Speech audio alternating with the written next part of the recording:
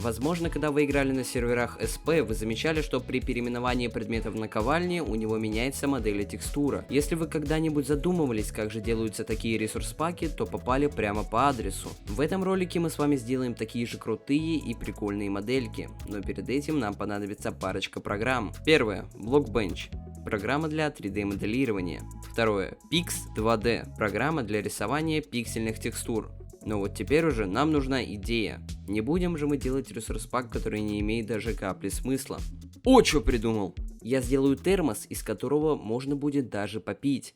Сама программка довольно легкая в освоении, но когда речь заходит о моделировании какого-либо предмета, то ты сразу теряешься и вообще хреново знаешь, что здесь делать нужно. Поэтому я сейчас проведу небольшой экскурс по функциям данной программы. Открываем, нажимаем на Java Block Item, потом сюда.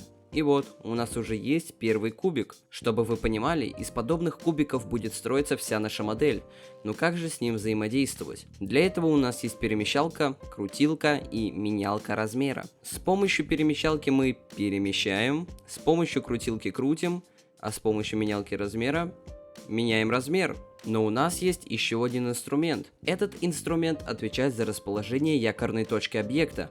Если кто не знает, что это, я сейчас объясню на простом примере.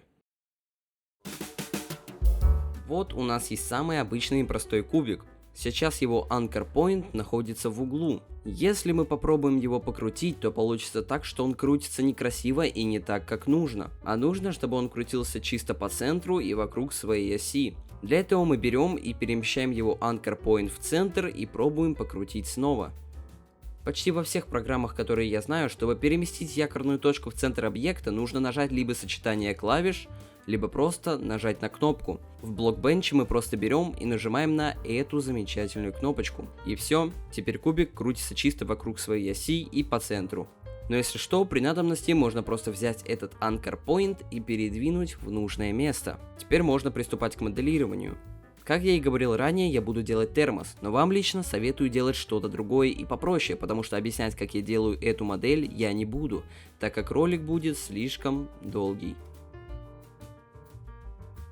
Настало время для рисования текстур. Я не рисовал текстуры для своей модели, а использовал готовые из Майнкрафта, но я все равно расскажу, как и что делать, ведь следующим шагом после рисования будет UV-развертка. Первым делом мы, естественно, открываем программу, нажимаем на кнопку New, и вот тут уже могут возникнуть вопросы. Если вы планируете рисовать текстуру для каждой грани отдельно, как сделано в Майнкрафте, то, конечно же, вам нужно будет делать размер по ширине и высоте равным.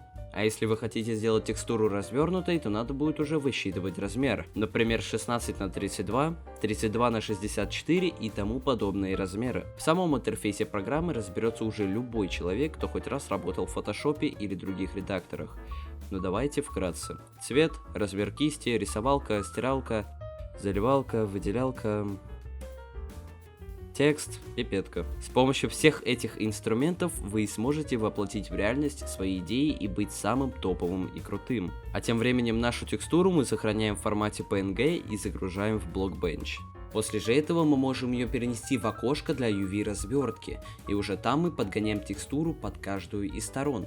Кстати, есть одно но. Если ваши текстуры не соответствуют тому, что написано в Blockbench, ну, например, у вас написано 16 на 16, а текстуры, допустим, 32 на 32, то вы можете очень легко поменять это значение на нужное для вас. А еще, думаю, всем понятно, что тут можно загрузить не одну лишь текстуру. Итак, с самым сложным покончено, осталось самое интересное. Мы заходим во вкладку Display и начинаем настраивать то, как будет расположена модель на персонаже, в рамке, на земле, и даже на башке расположение сделать можно. Но тут, думаю, даже объяснять ничего не нужно. Просто перемещаете, крутите, и при надобности можно еще поменять размер.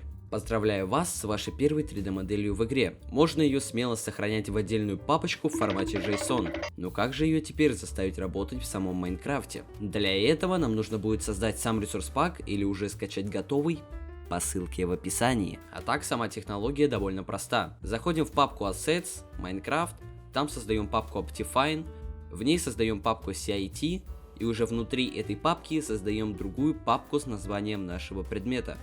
В эту папку мы перемещаем все текстуры, а также JSON модель и создаем файл с припиской .properties. Важно!